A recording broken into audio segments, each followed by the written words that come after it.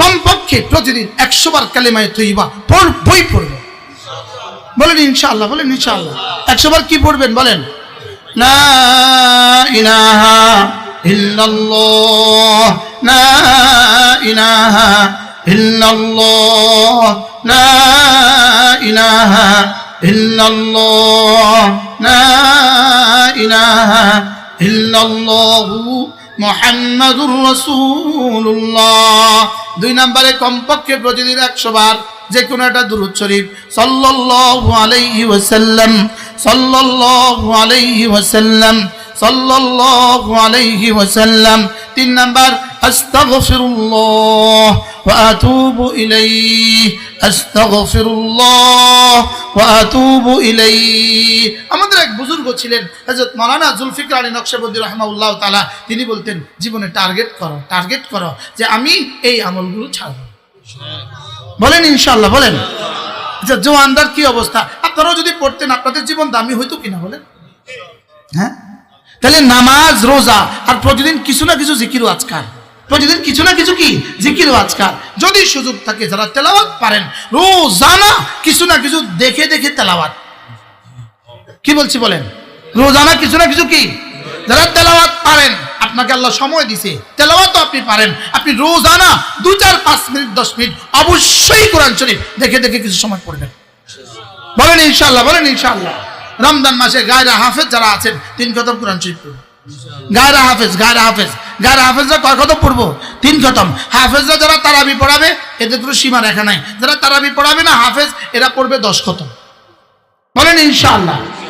আল্লাহ তাআলা আমাদেরকে কোরআনের মাস রমজান মাস পর্যন্ত হায়াত বৃদ্ধি করে রমজান মাসকে দামি বানাবার তৌফিক দান করেন। জিন্দেগিকে দামি বানান, জিন্দেগিকে দামি বানান, জিন্দেগিকে দামি বানান। নামাজ, রোজা, জিকির, তেলাওয়াত দিয়ে জীবনকে দামি বানান। দুরূদ শরীফ, ইস্তেগফার দিয়ে জীবনটাকে দামি বানান। জীবনটাকে কি বানান? কমপক্ষে প্রতিদিন 100 বার আস্তাগফিরুল্লাহ, আস্তাগফিরুল্লাহ, আস্তাগফিরুল্লাহ।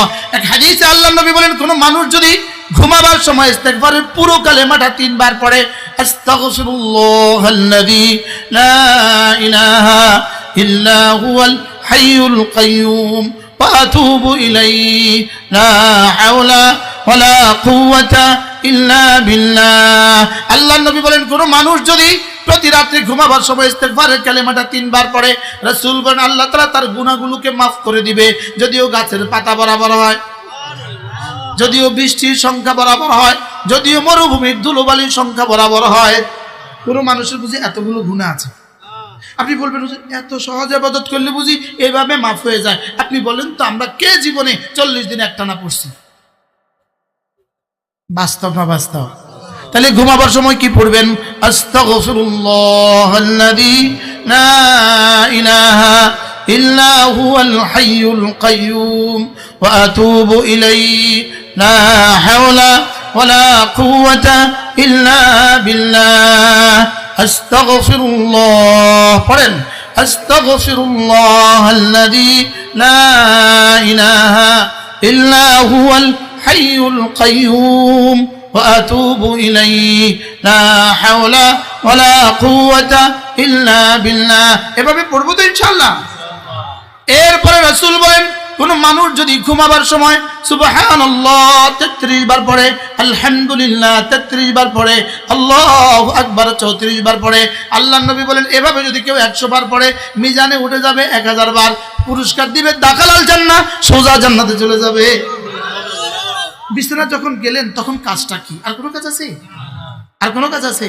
সুবহানাল্লাহ, সুবহানাল্লাহ, সুবহানাল্লাহ, আলহামদুলিল্লাহ, আলহামদুলিল্লাহ, আলহামদুলিল্লাহ, আল্লাহু আকবার, আল্লাহু আকবার, আল্লাহু আকবার, আল্লাহু আকবার। এভাবে পড়বো তো ইনশাআল্লাহ। আল্লাহ আমাদেরকে তৌফিক দান করুন।